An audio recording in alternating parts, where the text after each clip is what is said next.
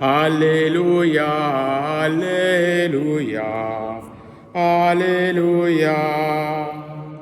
Heureuse es-tu, Vierge Marie, toi qui as cru que s'accomplirait pour toi les paroles du Seigneur.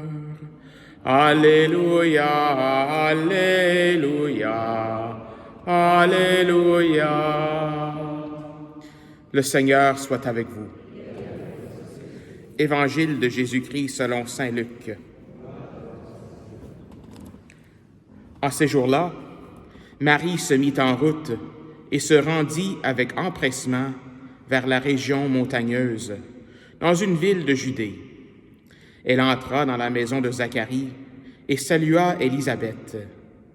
Or, quand Élisabeth entendit la salutation de Marie, l'enfant tressaillit en elle. Alors Élisabeth fut remplie de l'Esprit Saint et s'écria d'une voix forte, « Tu es bénie entre toutes les femmes, et le fruit de tes entrailles est béni. D'où m'est-il donné que la mère de mon Seigneur vienne jusqu'à moi?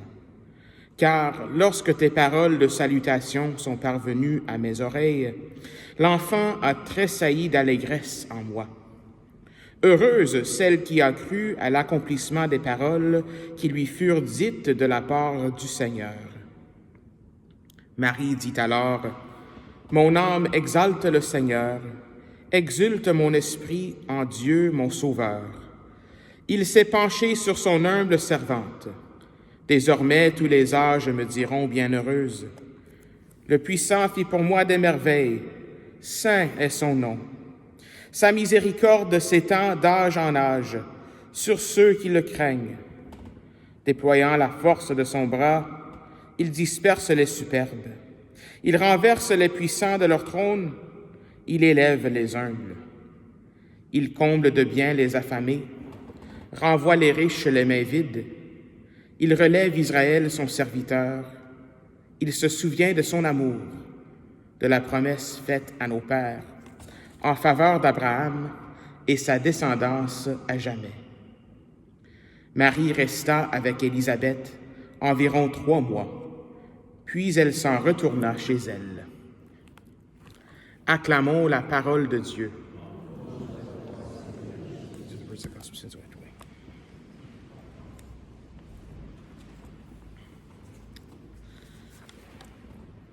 Alors, quelle fin à ce mois de Marie que nous célébrons au mois de mai.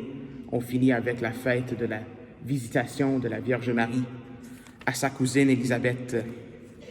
Et j'ai appris ceci récemment, je ne savais pas ça, mais il y a un ordre de religieuses qui s'appelle les Visitandines. Donc, ça a été créé par Saint François de Sales ainsi que Sainte Jeanne-France de Chantal. Donc, deux saints très importants, en fait. Et ils ont voulu créer un ordre de religieuses pour ceux qui ne pouvaient pas vivre la vie austère religieuse du temps, au 16e siècle. Un ordre qui... donc, ça voudrait dire que tu n'avais pas besoin de te lever à 3 heures du matin pour faire les petites heures. Tu n'avais pas besoin donc, il y avait toutes sortes de mortifications qu'ils ne faisaient pas. C'était pour accueillir les femmes qui étaient un peu plus âgées ou bien qui étaient en moins bonne santé, mais qui voulaient aussi donner leur vie au Seigneur. Donc, il y a toute une spiritualité de la visitation qui est là-dedans. Donc, une spiritualité qui est très riche, je crois, pour nous aussi à vivre. Et même, moi, personnellement, comme rien n'est une coïncidence dans la vie. J'en découvre de plus en plus, mais pourquoi est-ce que j'ai été ordonné à la fête de la visitation? Peut-être que le Seigneur me demande de vivre encore plus la visitation et nous demande aussi de vivre la visitation dans notre quotidien. Et je pense que nos lectures d'aujourd'hui, notre évangile, bien sûr, nous montrent vraiment comment vivre la visitation. Il y a toutes sortes qu'on pourrait dire, des vertus qui sont là à travers la Vierge Marie. Donc, on va regarder à ça ensemble un peu. La première chose, c'est que Marie est la première des disciples missionnaires. Elle est la première des missionnaires. Elle a reçu ce message de l'ange que le Seigneur Dieu est incarné en elle. Elle sera la mère de Dieu. Elle porte le Christ en elle. Et la première chose qu'elle fait, bien, elle dit oui, bien sûr. Donc ça, c'est la foi. La foi, c'est important dans notre cheminement.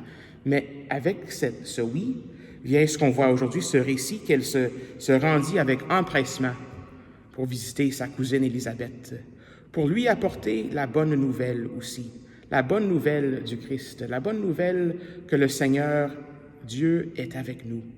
Donc ça, c'est la première chose, je crois, de quelqu'un qui vit la visitation. C'est quelqu'un qui amène le Christ n'importe où il voit. C'est de voir qu'il y a... Notre quotidien, c'est une terre de mission. C'est ici à la cathédrale, nous avons une mission particulière au sein des gens qui nous visitent, les touristes, tous les pèlerins qui nous viennent partout dans le monde. Nous avons une mission auprès d'eux. Nous avons une mission auprès des gens qui vivent ici aussi, qui viennent à la cathédrale d'une façon régulière, et aussi une mission envers tous les diocésains. C'est la cathédrale du diocèse, donc on accueille toutes sortes de personnes ici, tout le temps. Et d'autres paroisses, par exemple, je m'en vais à Sainte-Monica's dans quelques mois, donc là, il y a 12 écoles, donc ça, c'est une autre terre de mission. 12 écoles élémentaires, donc ça va être tout un autre paquet d'évangélisation d'autres mondes pour amener la bonne nouvelle. Et là-bas, ils veulent construire une nouvelle église aussi. Ils ont besoin d'une autre église. Donc, c'est une autre terre de mission. Donc, je pense, si on sait c'est quoi notre terre de mission, peu importe si c'est avec nos familles, nos amis, notre entourage, ça, on vit la visitation quand on amène la bonne nouvelle, quand on amène la bonne nouvelle que le Christ est ressuscité d'entre les morts dans notre quotidien.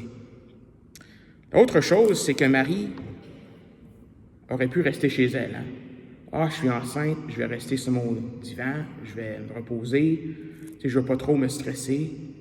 Mais non, elle décide de voyager dans cette route, dans cette région montagneuse pour aller visiter sa cousine Élisabeth et la servir. Élisabeth, qui était un peu plus âgée, était aussi enceinte, elle avait besoin d'aide. Donc la charité, c'est important. C'est la première chose.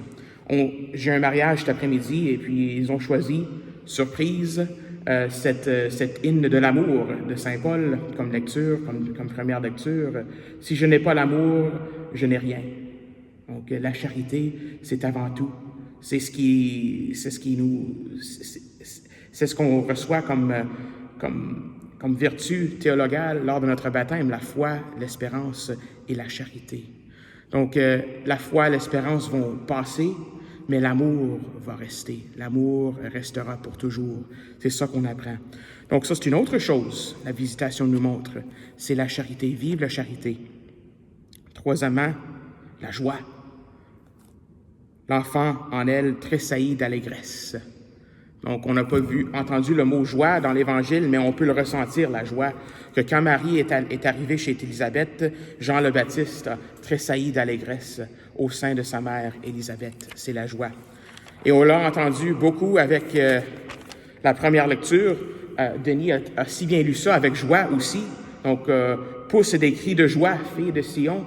Donc, la joie, c'est quelque chose qui nous anime comme chrétiens, qui devrait nous animer. Je me souviens tout le temps du pape François qui disait, je ne sais pas de qui il parlait, mais il disait, on ne devrait pas avoir des faces de piment comme chrétiens.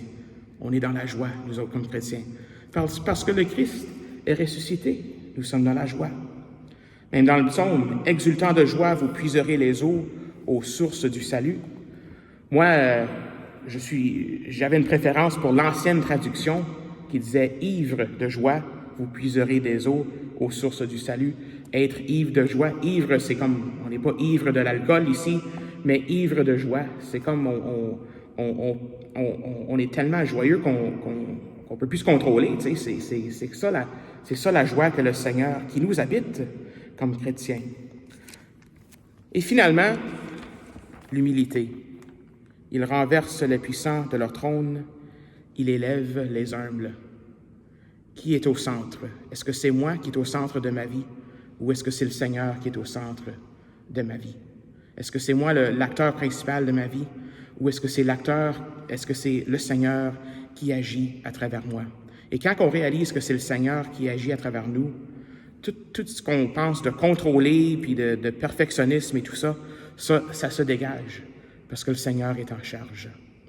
Alors voilà, la visitation. Il y en a d'autres, sûrement, c'est une longue lecture d'Évangile, d'autres aspects de la spiritualité de la visitation.